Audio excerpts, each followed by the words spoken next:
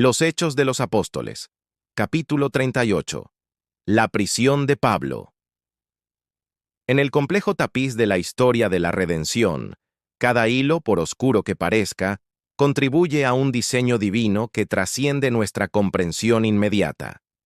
La vida del apóstol Pablo es un testimonio elocuente de esta verdad, un viaje marcado por la gracia inmerecida y la oposición implacable. Su retorno a Jerusalén, un acto de amor y unidad, se convierte en el preludio de una de sus pruebas más severas, demostrando cómo la luz del Evangelio a menudo provoca la más profunda de las sombras. En este capítulo de su vida, seremos testigos de cómo la fidelidad a Dios puede conducir a cadenas y cómo, incluso en la más oscura de las prisiones, la presencia de Cristo es una libertad insuperable.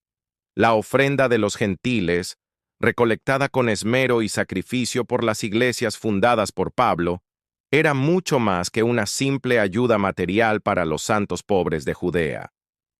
Era un símbolo tangible y poderoso de una nueva realidad espiritual. La demolición del muro de separación entre judíos y gentiles, unidos ahora en un solo cuerpo en Cristo. Este gesto de solidaridad debía ser un puente, una demostración visible de que el Evangelio había creado una familia sin fronteras. Sin embargo, en la atmósfera cargada de Jerusalén, este acto de amor fue recibido con recelo y malinterpretado por aquellos que debían haberlo celebrado.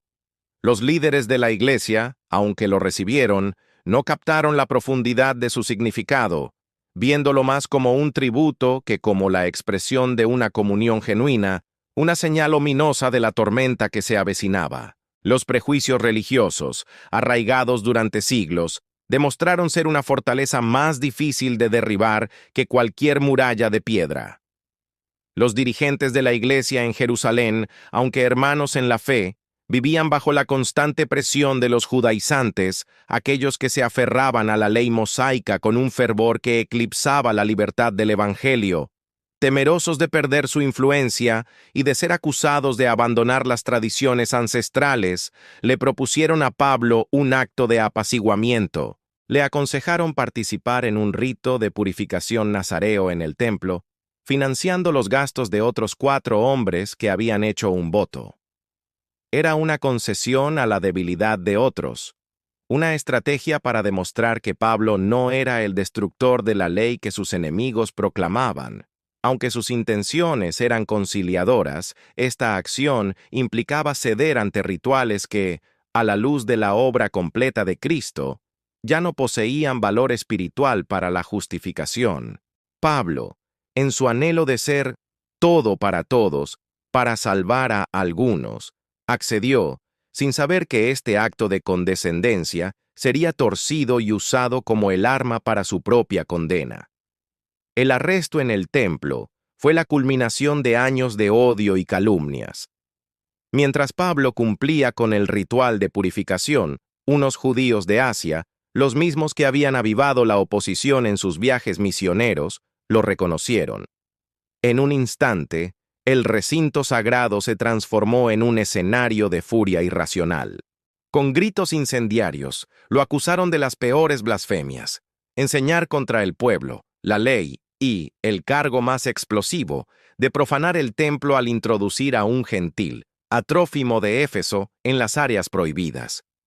Era una mentira descarada, una acusación fabricada a partir de una suposición maliciosa.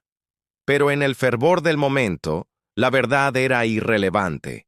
Una multitud engañada y manipulada se abalanzó sobre él, arrastrándolo fuera del santuario con la intención de lincharlo. Las puertas del templo se cerraron tras él, un símbolo sombrío de cómo el corazón religioso, cuando se cierra a la verdad, puede volverse el instrumento de la más brutal injusticia. En medio del caos, justo cuando la vida del apóstol pendía de un hilo, llegó la intervención romana. El tribuno de la cohorte, alertado por el tumulto, descendió con sus soldados y la mera presencia del poder imperial detuvo la violencia de la turba. Pablo fue arrestado, encadenado, y en ese momento, una nueva etapa de su ministerio comenzó. El ministerio desde las cadenas. Mientras era llevado hacia la fortaleza, pidió permiso para hablar al pueblo. Desde las escaleras, con una calma sobrenatural, se dirigió a la multitud en su propio idioma, el arameo.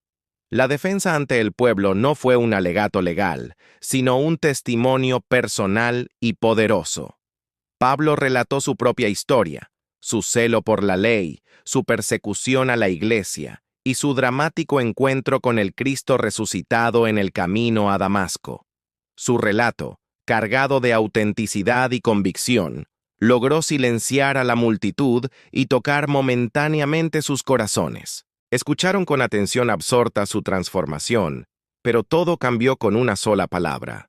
En el momento en que mencionó su misión a los gentiles, la herida del orgullo nacional y el exclusivismo religioso se reabrió. El hechizo se rompió, y el clamor de «Quita de la tierra a tal hombre, pues no conviene que viva», volvió a resonar con una furia renovada. La intervención romana se volvió entonces crucial para su supervivencia. El tribuno, confundido por la reacción violenta e incapaz de entender el arameo, ordenó que Pablo fuera azotado para arrancarle una confesión. Pero en ese momento crítico, Pablo reveló su ciudadanía romana, un privilegio que lo protegía de tal castigo sin un juicio previo. El miedo se apoderó de los oficiales romanos, quienes se dieron cuenta de que habían estado a punto de violar la ley imperial. Dios, en su soberanía, usó el poder civil, un sistema pagano y a menudo brutal, como un instrumento inesperado para proteger a su siervo de la furia religiosa de su propio pueblo. Pablo fue librado del látigo, pero permaneció prisionero un peón en un juego político y espiritual que apenas comenzaba a desarrollarse, demostrando que el Señor puede usar incluso a las autoridades seculares para cumplir sus propósitos y resguardar a sus escogidos. En la soledad y la incertidumbre de la celda, cuando el peso de la acusación y el abandono humano podrían haber aplastado cualquier espíritu, Pablo recibió la visita más importante. No fue un cónsul ni un abogado, sino el Señor mismo. En la quietud de la noche, el consuelo divino en prisión se manifestó de manera personal y directa. Jesús se le apareció, no con un reproche por la situación, sino con palabras de aliento y propósito inquebrantable. Ten ánimo, Pablo, pues como has testificado de mí en Jerusalén, así es necesario que testifiques también en Roma. Esta promesa fue un ancla para su alma. No era solo una garantía de supervivencia, sino la reafirmación de su llamado. Sufrir en Jerusalén no era el final, sino una parte necesaria del camino que lo llevaría al corazón del imperio. Esta visión infundió en Pablo una esperanza renovada y una perspectiva eterna, recordándole que sus cadenas no eran un obstáculo para el Evangelio, sino el vehículo designado por Dios para su avance. Mientras Pablo encontraba paz en la promesa de su Señor, las fuerzas de la oscuridad tramaban su destrucción. El complot para asesinarlo fue urdido con un fanatismo escalofriante. Más de 40 hombres, consumidos por un odio ciego, se confabularon y se ligaron bajo un juramento solemne. No comerían ni beberían hasta haber matado a Pablo. Su plan era simple y siniestro. Pedirían al Sanedrín que solicitara una nueva audiencia con el apóstol, y en el trayecto desde la fortaleza, lo emboscarían y lo asesinarían. Parecía un plan infalible, respaldado por la autoridad religiosa y ejecutado por fanáticos decididos. Pero ningún juramento humano puede prevalecer contra el propósito soberano de Dios. En un giro providencial, el sobrino de Pablo, un personaje anónimo que aparece fugazmente en la narrativa bíblica, se enteró del complot. Con valentía, se dirigió a la fortaleza romana y reveló el plan, primero a su tío y luego al propio tribuno. Dios frustró el plan del enemigo no con un milagro ostentoso, sino a través de la lealtad y el coraje de un joven familiar, demostrando que su providencia opera a menudo a través de los medios más inesperados y aparentemente ordinarios. Al conocer la conspiración, el tribuno Claudio Lisias actuó con decisión para proteger a su prisionero romano y evitar un conflicto mayor. Organizó en secreto una escolta masiva, 200 soldados, 70 jinetes y 200 lanceros, una fuerza militar desproporcionada para un solo prisionero, pero que garantizaba su seguridad. Bajo el amparo de la noche, se inició el traslado a Cesarea, la capital provincial romana. Este viaje nocturno no era una huida, sino un avance estratégico orquestado por la mano invisible de Dios. El camino a la corte del gobernador Félix era, en realidad, el primer tramo del camino a Roma. La furia de sus compatriotas, el complot asesino y la intervención del ejército romano, todo había sido tejido por Dios para sacar a Pablo de la trampa mortal de Jerusalén y ponerlo en la senda que cumpliría la profecía divina.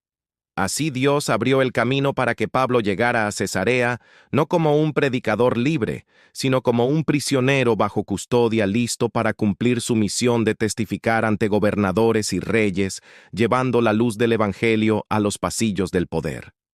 Así concluye este episodio de Prueba y Providencia, un recordatorio de que los planes de Dios no pueden ser frustrados por la malicia humana.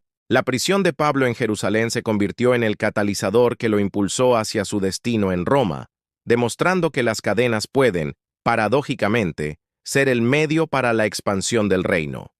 Nos enseña que en medio de la injusticia, la traición y el aparente fracaso, la presencia de Cristo es suficiente y su promesa es segura.